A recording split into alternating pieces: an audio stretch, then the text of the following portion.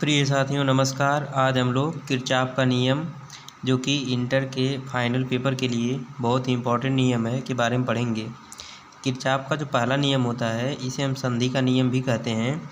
ये नियम होता क्या है कि यदि एक संधि पे आने वाली धाराएं और जाने वाली धाराएं दोनों का अगर हम लोग योग लें तो यह 0 के बराबर होता है। तो यही होता है किरचॉफ का नियम, जिसे मैंने यहाँ लिख रखा है कि किसी विद्युत परिपथ में किसी भी संधि पर मिलने वाली धाराओं का बीजगणितीय योग जो होता है वो शून्य होता है, अर्थात जो है कि summation of I equal to 0 होगा।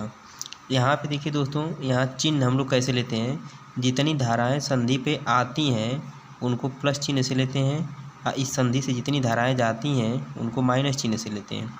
तो यहाँ पे आपका जो है देखिए धारा आई संधि पे जा रही है तो इसे हम लोग लिखेंगे प्लस चिन्ह के साथ I1। धारा 2 भी जो है कि संधि पे जा रही है तो इसे हम लोग लिखेंगे I2। लेकिन धारा 3 जो है यह संधि से दूर जा रही है, इसका मतलब इसे लिखेंगे -I3। धारा 4 भी संधि से दूर जा रही है तो इसे भी लिखेंगे -I4।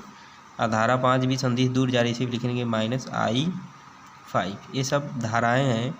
अब इनका जो योग होता है ये किरचॉफ कहते हैं कि इनका मान 0 हो जाता है।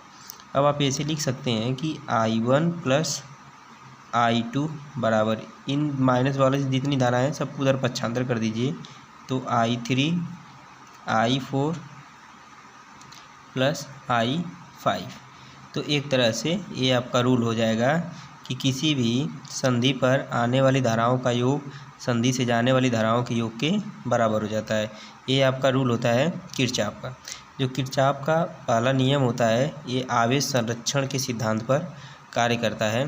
इसे हम लोग जो है कि संधि का नियम या धारा नियम भी कहते हैं। इसी को हम लोग कौन सा नियम कहते हैं तो धारा नियम भी कहते हैं।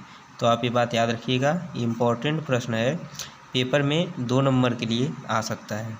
धन्यवाद दोस्तों।